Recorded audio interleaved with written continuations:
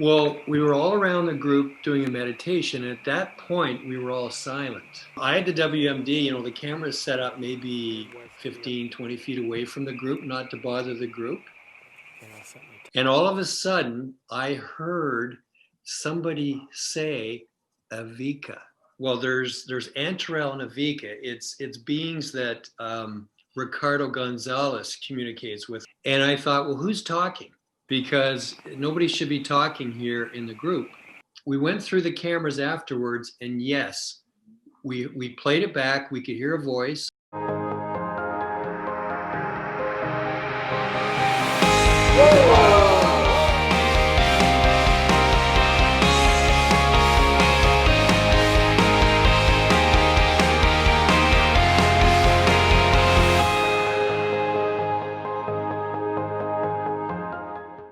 Hello, everyone. I'm Rob Freeman from UFO World Explorer, and today we have with us Kosta and Hollis from ET Let's Talk. Welcome, Kosta and Hollis. Thank you. Thanks for having us. Yeah, thanks for having us.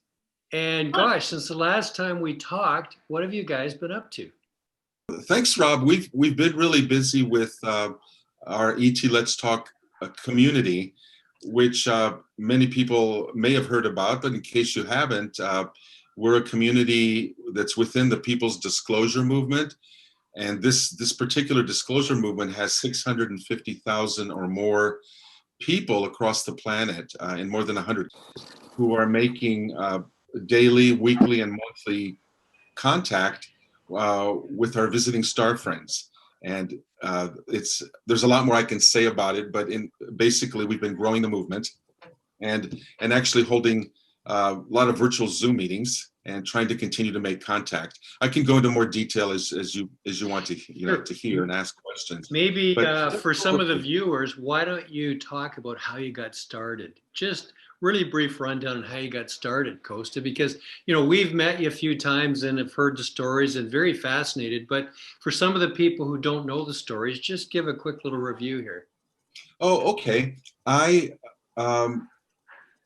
started with a childhood interest in UFOs and kind of kept it up all my life, but I had pretty much a normal life, like most people, going to university and getting a job, getting married, getting remarried.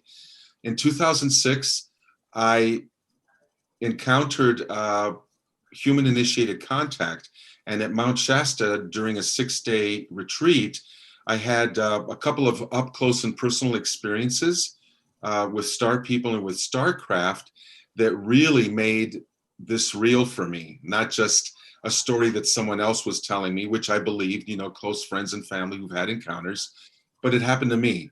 And so that changed my life at the time, and it eventually led to me founding etletstalk.com, which is the community that I mentioned before that is pretty much thriving and growing now.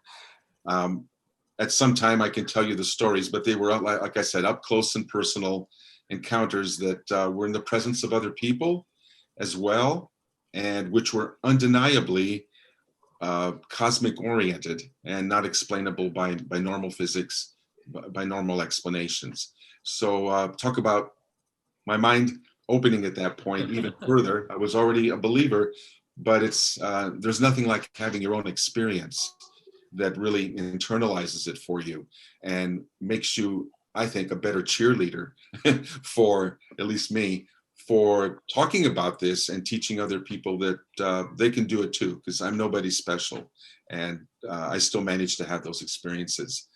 During that week, I was communicating with my wife Hollis here, who was back home, and telling her what I had seen the night before as we were making this contact. All new stuff, flash bulbs in the sky, orbs in the trees, lots of sky activity. But she had something that also brought her into this movement that happened to her. And she told me when I called her up one morning. And without going into it too deeply, basically some little beings, which were clearly not human, manifested in my bedroom. I mean, our bedroom, except I was alone. I saw them with my physical eyes. They communicated with me telepathically. And after a while, they just disappeared. That's interesting. Right. Interesting. When she had made me a Go on. believer really fast. I mean, I was open to the whole thing, you know, because even as a kid, it never made sense to me that we were the only sentient beings in the universe. Like, you look out in the sky, it's a pretty big universe. Why would we be that special, right? Even as a kid, you know. But I wasn't particularly into it. It's just this thing happened. And so when I went off on my 6-day adventure to do this new human-initiated contact thing, Hollis had said to me, you know, what you just said, I'm a believer, but I've got businesses to run. It doesn't affect my daily life. But, you know, go. Have a good time. Have a good time, and I'll support you. And that was huge, because I could go and have a good time and not worry about how this was, whether she would believe me or whether there was any resistance, whatever. None of that. It was great. Kosta, maybe you could just give us an idea of some of the things that happened there. And if you forget, I can fill in as well, because it was a great expedition, and big thanks to both of you for all the work you put into that.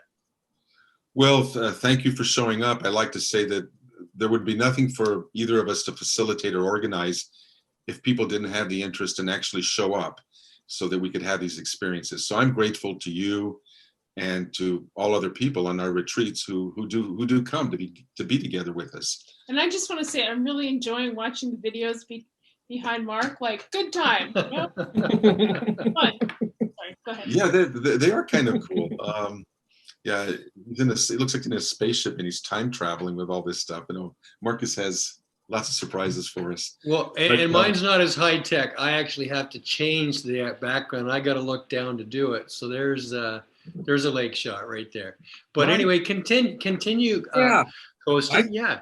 I think that particular week was, there was activity from the moment we started on Sunday night through Friday night. From the moment we started Sunday, we were starting to get sky communication, and we know how to recognize what is terrestrial and explainable versus what's not through many years of experience.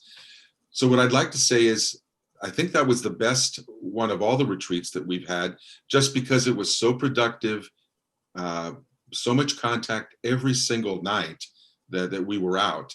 And there's a lot of detail in there, but in general, that's how I would characterize it. I just remember honestly, all the retreats begin to run together for me, especially the ones in the same location.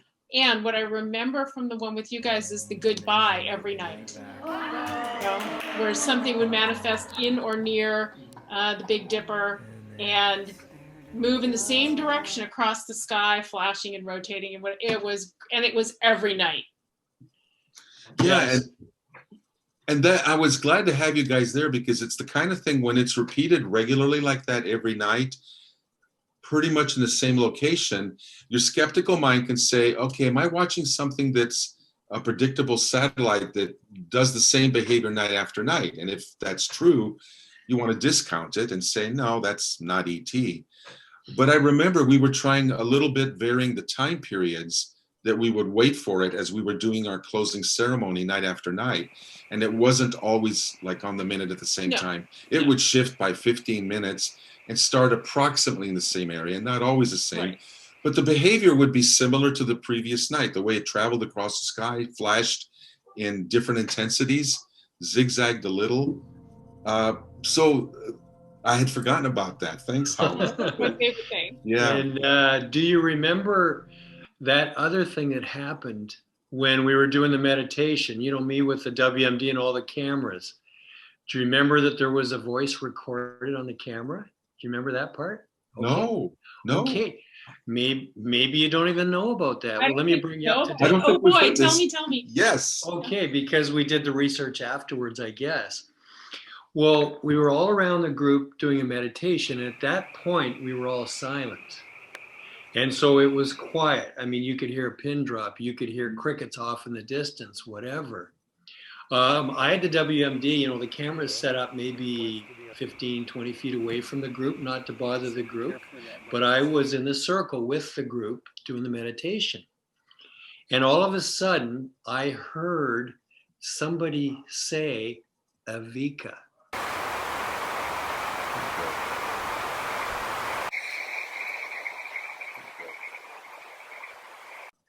Okay, now Avika, it was a man's voice, and Avika is Well, there's Antarel and Avika. It's beings that Ricardo Gonzalez communicates with. Avika and Antarel have visited Mount Shasta on several occasions with several experiencers. I heard the voice say Avika really low, and I thought, well, who's talking?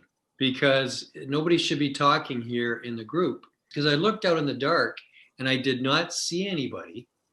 It was very dark, but we had stars and that. I couldn't see anybody. I looked at my iPhone to get the time and I did a quick screenshot. And then I thought, okay, continue back in the meditation and I'll look at my cameras afterwards. And we went through the cameras afterwards, and yes, we played it back. We could hear a voice. And we asked Dan, remember Dan Berg, of course, we asked him, what do you hear this saying on the recording?